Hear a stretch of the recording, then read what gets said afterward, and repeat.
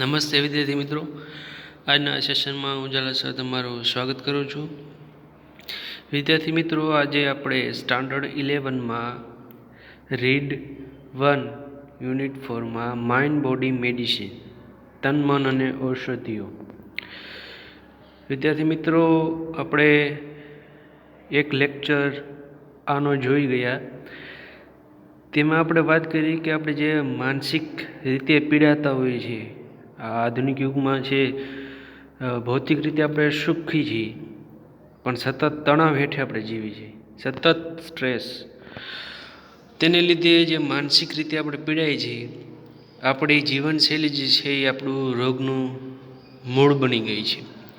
આપણા જીવનમાં જે કુદરતી સ્ત્રોત જેવા કે સારો ખોરાક છે, પાણી, હવા કે સુખી કૌટુંબિક જીવન જે આપણે છે બરાબર સાચવી શક્યા નથી, જેને કારણે આપણા જીવનમાંથી શાંતિ અને સુખ છે તે બિલકુલ ચાલ્યા ગયા છે. અને રોગો છે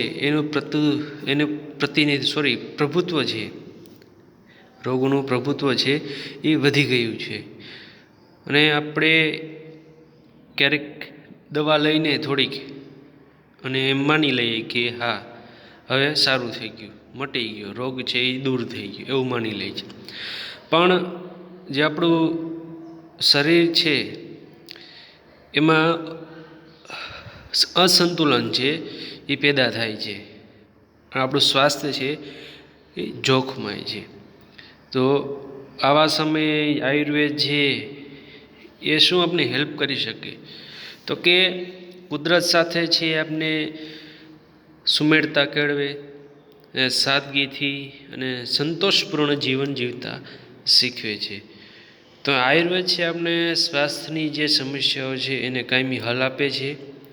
અને જીવન જીવવાની જે 4 કક્ષા છે તે આપણે આજે વાત કરવાની છે, લેવલ્સ ઓફ આયુર્વેદિક હિલિંગ.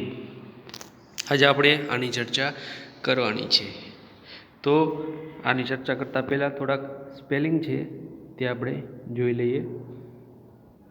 લાસ્ટમાં વિદ્યાર્થીઓ આપણે ક્રિએટિવિટી લાસ્ટ જોયો હતો. હિલિંગથી શરૂઆત આજે કરીએ. હિલિંગ એટલે સાજા થવું અથવા ઉપચાર. એન્હેન્સમેન્ટ એટલે સુધારવું, વધારવું. ત્યારબાદ છે હેલ્પલેસ એટલે લાચાર, અક્ષમ. એજિંગ પ્રોસેસ એટલે વૃદ્ધ અથવા પરિપક્વ થવાની જે પ્રક્રિયા. નેવિગેટ એટલે વાહનની દિશા આપવી, હંકારવું, નેવિગેશન જેને કહેવાય છે. ઓનગોઈંગ કન્સર્ન એટલે કે સતત કાળજી, રસ, નિસ્બત. વાઇટેલિટી એટલે થાય જીવન શક્તિ. ત્યારબાદ ઇનેબલ એટલે શક્તિમાન બનાવવું. ત્યારબાદ મેરલિંગ એટલે ફક્ત માત્ર. ત્યારબાદ છે અવેરનેસ એટલે માહિતી, જ્ઞાન હોવું, તે જાગૃતતા. ત્યારબાદ છે સ્પિરિચ્યુઅલ, આધ્યાત્મિક, એને લગતું, અધિભૌતિક, દેવી. અપ્રોચ એટલે પહોંચવાનો માર્ગ, અભિગમ. ત્યારબાદ પ્રોલોગ એટલે લંબાવવું, પ્રલંબિત કરવું, મેક લોંગર. ત્યારબાદ છે અલ્ટિમેટ એટલે અંતિમ.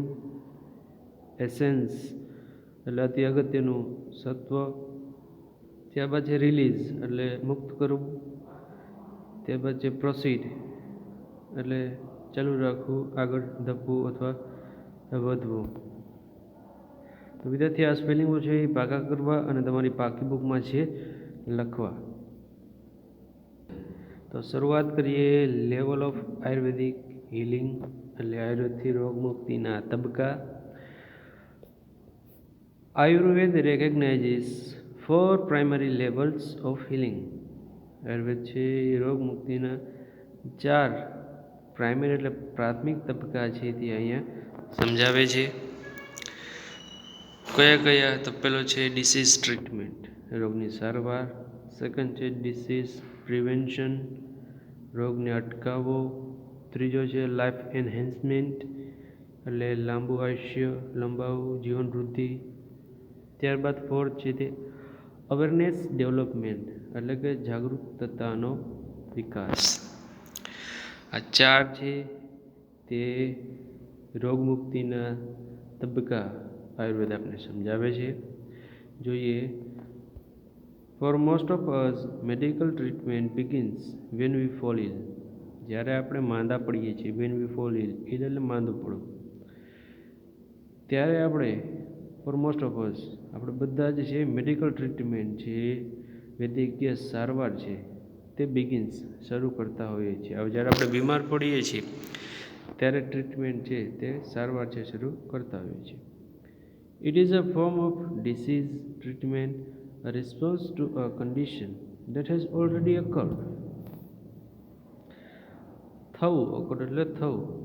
તો જે આપણે એક રોગ છે થઈ ચૂક્યો છે, હેઝ ઓલરેડી occurred, રોગ છે થઈ ચૂક્યો છે અને તેની છે સારવારના સ્વરૂપમાં, it is a form of disease treatment, તેની સારવારના સ્વરૂપમાં છે તે શરૂ થતી હોય છે.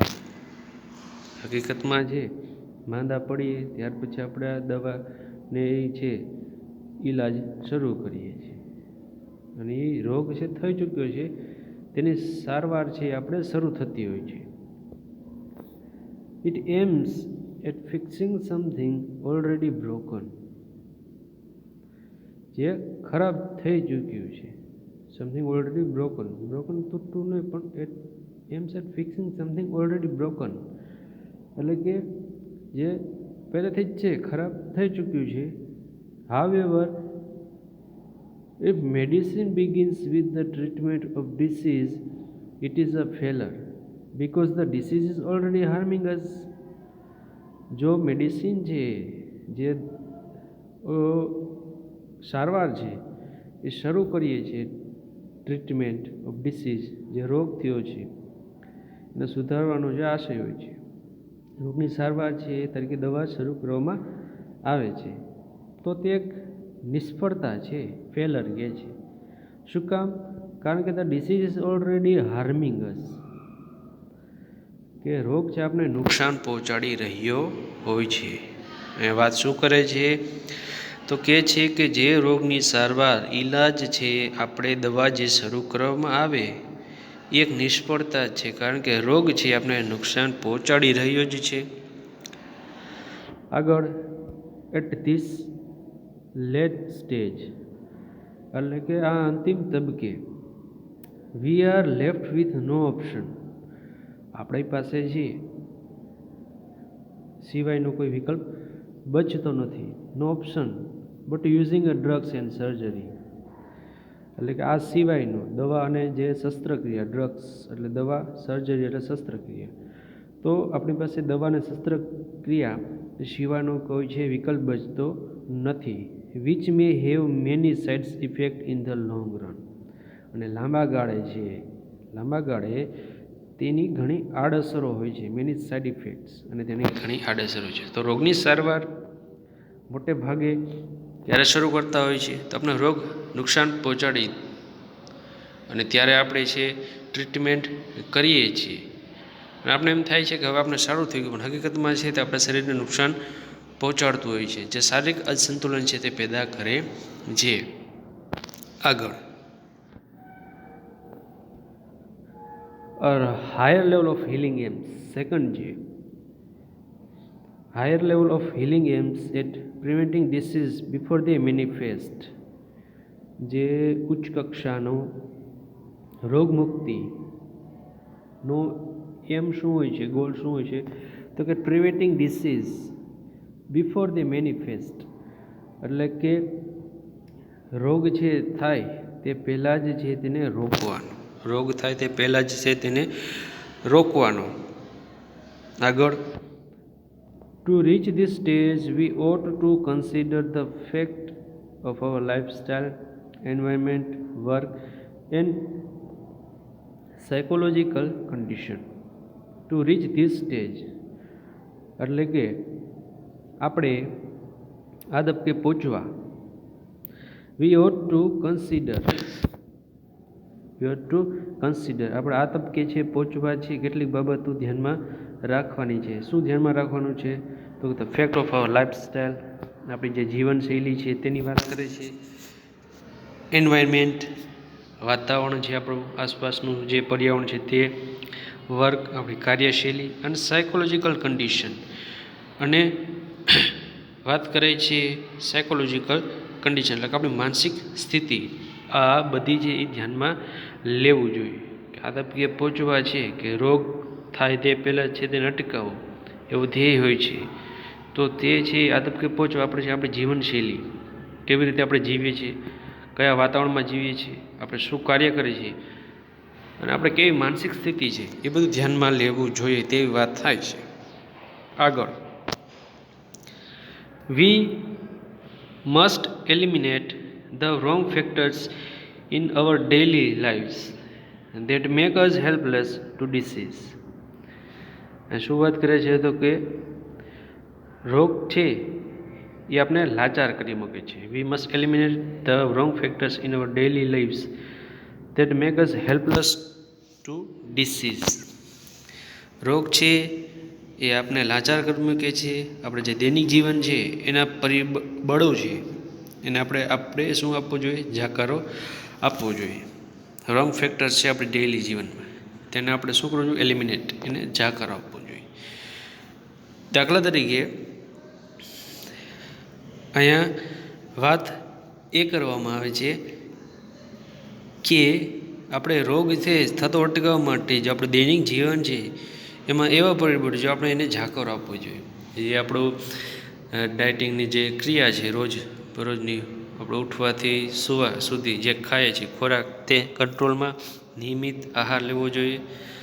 બરાબર, શિરાઓનું પણ ટાઈમે હોય, જમવાનું બપોરનું પણ એ ટાઈમે, રાત્રે પણ જમવાનું જે બરોબર ટાઈમે. એવું કહેવાય છે કે વાળું છે એ વહેલા અને 9 વાગ્યા પછી કંઈ ખવાતું નથી. પણ કેટલાક આપણે જોઈએ છીએ કે રાત્રે 10, 10:30, 11 વાગ્યા પછી પણ નાસ્તા કરવાની ટેવ હોય, 12, 1 સુધી પણ રાત્રે નાસ્તા કરતા હોય. તો જે આ જરૂરી જે આપણું દૈનિક જીવન છે આ બધા જે પરિબળો છે ને જાકાર આપવો જોઈએ. ખાસ કરીને એક દાખલો એ જમવાનો મેં તમને આપ્યો તે. આગળ, ટુ સમ એક્સટેન્ટ, કેટલાક અંશે, we are always sick because our life itself is unstable. આપણું જીવન જ પોતે અનસ્ટેબલ હોય, અસ્થાયી હોય, તેના લીધે છે આપણે અસ્વસ્થ રહેતા હોઈએ છીએ. આપણું જીવન છે તે કેવું છે?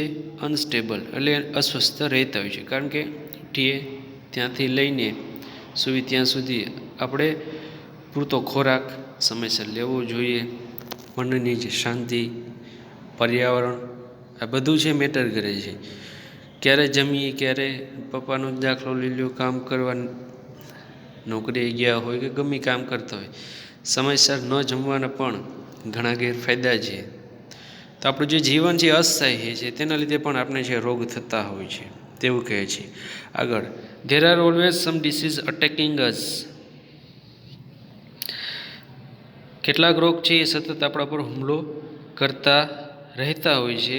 Particularly in changes of seasons, ખાસ કરીને જે ઋતુઓમાં છે ફેરફાર આવે ત્યારે, અથવા ઇન ધ એજિંગ પ્રોસેસ, એટલે કે આપણી ઉંમર વધવાની સાથે. તો રોગ થવાના 2 પણ કારણ આપેલા છે. ક્યારેક ખાસ કરીને ઋતુઓ બદલે, બરાબર, શિયાળામાં ખાસ કરીને શરદી, ઉનાળામાં એવું વગેરે થવું. તો ઋતુ છે તે અને વિશેષત ઉંમર વધવાની પ્રક્રિયા સાથે પણ આપણા પર છે રોગ છે સતત હુમલો કરતો રહે છે. Health is a matter of કન્ટિન્યુઅલ adjustment. સ્વાસ્થ્ય છે તેની વાત કરે છે કે અનુકૂળતા સાધવાની એક બાબત છે. આપણી જે સ્વાસ્થ્ય છે એ મેટર ઓફ કન્ટિન્યુઅલ એડજસ્ટમેન્ટ, સતત છે એમાં અનુકૂળતા જે એડજસ્ટમેન્ટ છે રહેવું જોઈએ. દાખલા તરીકે લાઈક નેવિગેટિંગ શિપ. શું કહે છે અહીંયા? વાત કરે છે like navigating ship upon the sea, એટલે કે સમુદ્ર ઉપર આપણે જહાજ હંકારવું તેમજ સ્વાસ્થ્યને છે એ સતત છે એ અનુકૂળ રાખવું. જેવી રીતે આપણે સમુદ્રમાં વિદ્યાર્થી મિત્રો દિશા છે બરાબર તે ખ્યાલ આવે નહીં, પણ નેવિગેશન છે રસ્તો શોધવો તે ખૂબ જ કઠિન કાર્ય છે. સમુદ્રમાં હકાલવી નાવ આપણી જહાજ તે બાબતને લઈને દાખલો આપે છે. તે જ રીતે જે આપણા જીવનમાં છે સ્વાસ્થ્યને છે એ અનુકૂળતા લાવી, એટલે આપણું સ્વાસ્થ્ય છે જાળવવું, આપણું શરીરને જાળવવું તેમાં અનુકૂળતા કેવી બાબત છે? જેવી રીતે સમુદ્રમાં જહાજ હકાલવું, દિશા છે સમુદ્રમાં એ શોધવી ખૂબ જ મુશ્કેલ છે. એવી જ રીતે આપણા જીવનમાં છે સ્વાસ્થ્યને અનુકૂળતા લાવવું તે પણ ખૂબ જ મુશ્કેલ કાર્ય છે. અવર health is an ongoing concern. આપણું જે સ્વાસ્થ્ય છે એ અવિરત જે આપણે કાળજી લેતા રહેવાની એક બાબત છે. એટલે કે રોગ થતો અટકાવો, જે આપણે બીજું છે તે જોયું તો તેમાં તો વાત થઈ. તો દાખલા તરીકે આપણે હંમેશા છે સ્વાસ્થ્યની કાળજી લેતું રહેવું જોઈએ તો આપણે જે રોગ થતો નથી. અનુકૂળતા રાખવી, જેમ સમુદ્રમાં જહાજ હકાળવું ખૂબ જ અઘરું છે, દિશા ગોતવી નેવિગેશન રસ્તો શોધવો તે રીતે લાઈફમાં છે સ્વાસ્થ્યને અનુકૂળતા લાવવું તે પણ ખૂબ જ અઘરું. તો અહીં વાત આપણે જો ગળું બળે સવાર મોટી તો આપણે ખ્યાલ છે કે શું થવાનું છે, શરદી થતાં પહેલાં આપણે છે શું કરવું જોઈએ? તો એક દાખલો છે કે આપણે નવશેકું પાણી કરીને એમાં મીઠું નાખીને નિયમિત 1 કે 2 દિવસ કુગળા કરશું તો એ હળવું થઈ જશે, શરદી આપણે થવાની ચાન્સીસ ઓછા. તો અહીંયા છે આપણે અનુકૂળતા છે સાધવી જોઈએ તે વાત કરે છે. થર્ડ લેવલ શું છે? The third level of treatment is life enhancement therapy. એટલે કે ત્રીજી કક્ષાની સારવાર છે તે જીવન વૃદ્ધિ એટલે કે આયુષ્ય લંબાવવું છે તેની ઉપચાર પદ્ધતિ છે.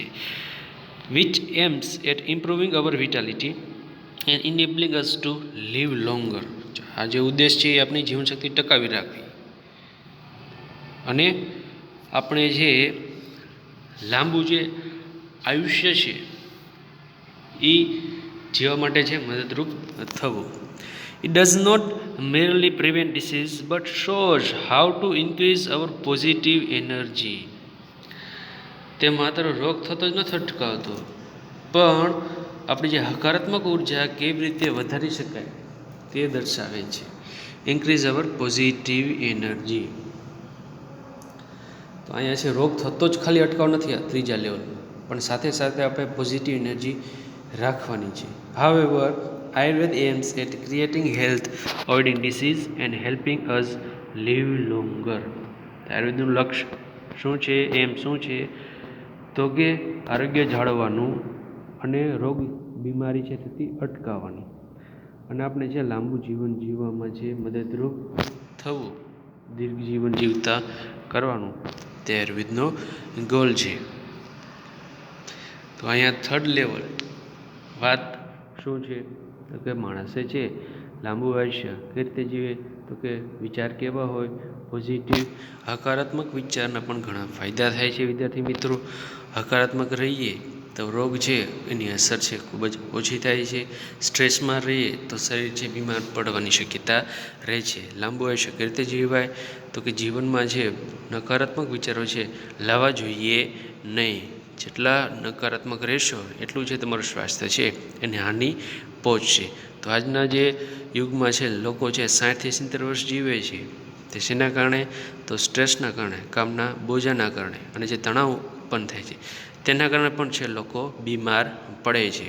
તો પોઝિટિવ છે તે થિંકિંગ આપણી હોવી જોઈએ. ત્યાં વાત કરી એ આપણું થર્ડ લેવલ છે. રોગ થતો અટકાવ નહીં, આપણે છે પોઝિટિવ એનર્જી પણ આપણામાં હોવી જોઈએ, જેથી કરીને છે દાખલા તરીકે સર્પ કરડે એટલે આપણે મનમાં ડર બેસી જાય.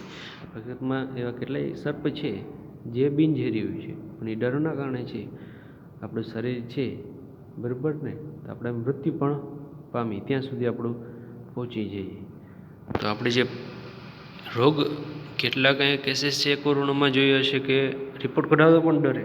રિપોર્ટ કઢાવી લે તો શરીરને છે ને હકારાત્મક વ્યૂ પણ જોઈએ. દવા લ્યો એ પણ જો એ પણ બરાબર નથી, પણ સાથે સાથે શું હોવું જોઈએ, દવા પણ લ્યો અને વિચાર કેવો રહે, હકારાત્મક ન થાય કાંઈ અને કાંઈ થાય એવો હકારાત્મક છે રહેવું જોઈએ.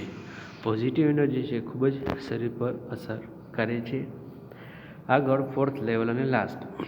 Fourth level of Ayurveda healing is awareness development છે. જે આયુર્વેદની ચોથી કક્ષા છે તે જાગૃતતા વિકસાવવાની છે. This requires a spiritual approach of life. જે જીવન પ્રત્યે જે આધ્યાત્મિક અભિગમ જરૂરી છે.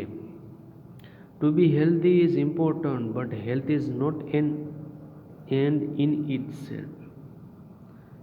તંદુરસ્તીને પોતાનામાં અંત નથી, માત્ર આપણા જીવનને લંબાવતા રહેવું અને આપણે જોઈએ છે તંદુરસ્ત રહેવું તે અગત્યનું છે.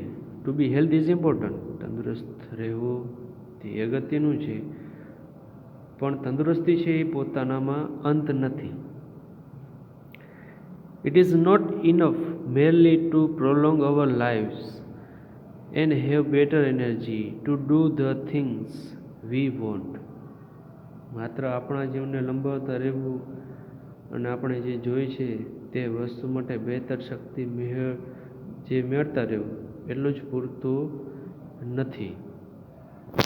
કે આપણે જે જરૂરી વસ્તુ છે તંદુરસ્ત થવા માટે, જીવન જે જીવવા માટે આપણે જે જોઈએ છે અને તે બાબત માટે જે આપણે કાર્ય કરીએ છીએ કે આપણી શક્તિ છે એ વિકસાવીએ છીએ એટલું જ પૂરતું નથી, પણ વધારે શું કહે છે આગળ, તો કે વી ઓટ ટુ કન્સિડર. એટલે કે આપણે છે વી ઓટ ટુ કન્સિડર આપણે આપણી શક્તિને છે શાના માટે વાપરીએ છીએ. શું we ought to consider what we are using our energy. આપણે એ ધ્યાનમાં લેવું જોઈએ કે આપણી શક્તિ છે આપણે શેના માટે વાપરીએ છીએ ને શા માટે, ફોર એન્ડ વાય. તો અહીંયા શું કહે છે કે આપણી જે શક્તિ છે શાના માટે વાપરીએ છીએ, શું કામ, તે બાબત આપણે ધ્યાનમાં લેવી જોઈએ. The equality of our awareness is the real fruit of all that we do. આપણી જે જાગૃતતા છે એ ગુણવત્તા જ આપણે જે કંઈ કરીએ છીએ તેનું સાચું ફળ છે. that we do. આપણી જે જાગૃતિ છે એની જે ગુણવત્તા છે, જે આપણે જે કંઈ કરીએ છીએ તે તેનું સાચું ફળ છે. એટલે કે અવેરનેસ, આપણે શું કરીએ છીએ, શા માટે કરીએ છીએ તે માટે જે અવેર હોવા જોઈએ. હા, પોઝિટિવ થિંકિંગ કરીએ છીએ વાત સાચી કે આપણા માટે સારું છે બરાબર, પણ તે પણ આપણે ખ્યાલ હોવો જોઈએ, એના પ્રત્યે જાગૃત હોવું. આપણે જે કંઈક કરીએ છીએ તે શું છે તે હકીકતમાં આપણે ખ્યાલ હોવો જોઈએ. તે જ તેનું આપણી જાગૃતતા જ છે એ આપણું સાચું ફળ છે. તમને એટલી ખબર પડે છે કે એવા ખોરાક છે એ ન લેવા જોઈએ, તો એટલા તમે અવેર છો. અવેર શા માટે છો, શા માટે તમે આવું કરો છો, એ તમારી અવેરનેસ થઈ. આજ છે તમારું સાચું ફળ છે. તમે રોજ નિયમિત ઉઠો છો, કસરત કરો છો, શા માટે કરો છો, તમને ખ્યાલ છે તમારી એનર્જી છે ક્યાં વાપરો છો, ક્યાં પોઝિટિવ થિંકિંગ જ રહ્યો છો, નેગેટિવ થોટ નથી લાવતા. શા માટે તમે એટલા શું છો, અવેર છો, જાગૃત છો કે આમ કરવું જોઈએ, એ તમને ખબર પડે છે, તમે એના માટે અવેર છો. જે કાંઈ કરો છો તમારી અવેરનેસના કારણે એ જ તમારું સાચું ફળ છે. એવી વાત અહીંયા થાય છે. It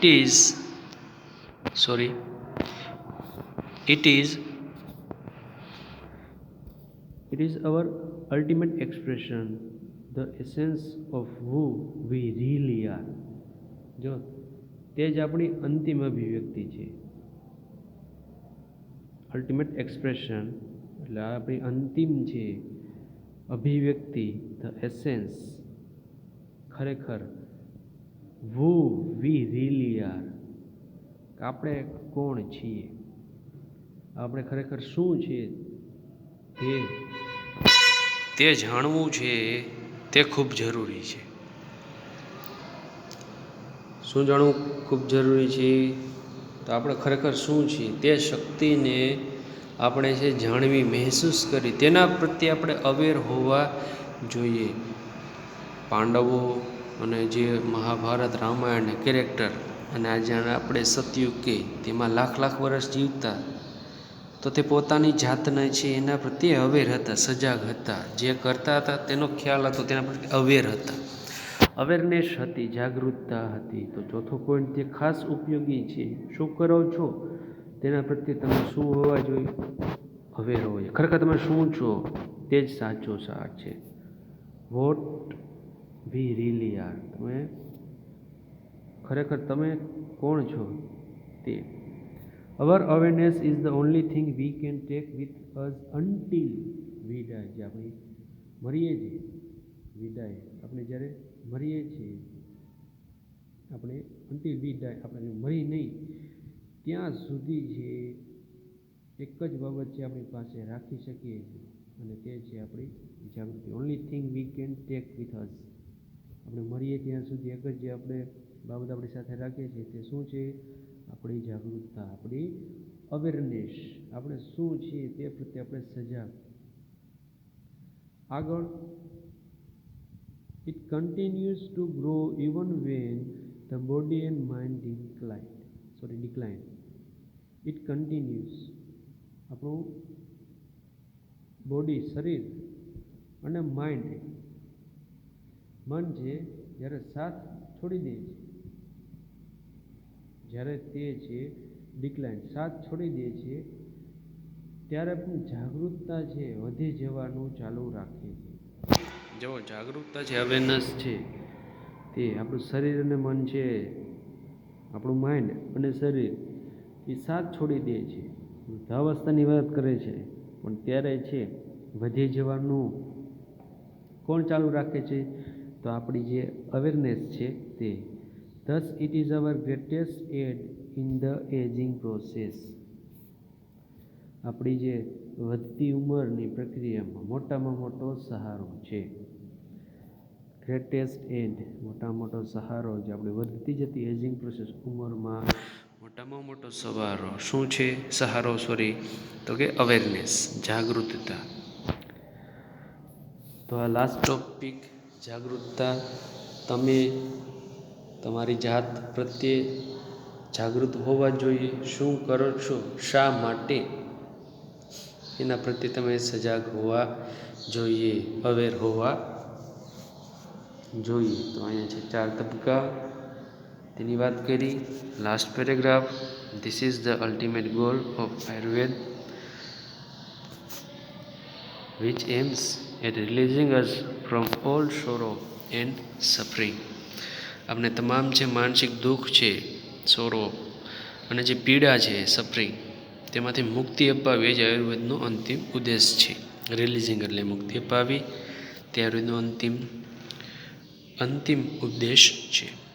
true awareness is the ultimate cure for all psychological disorders.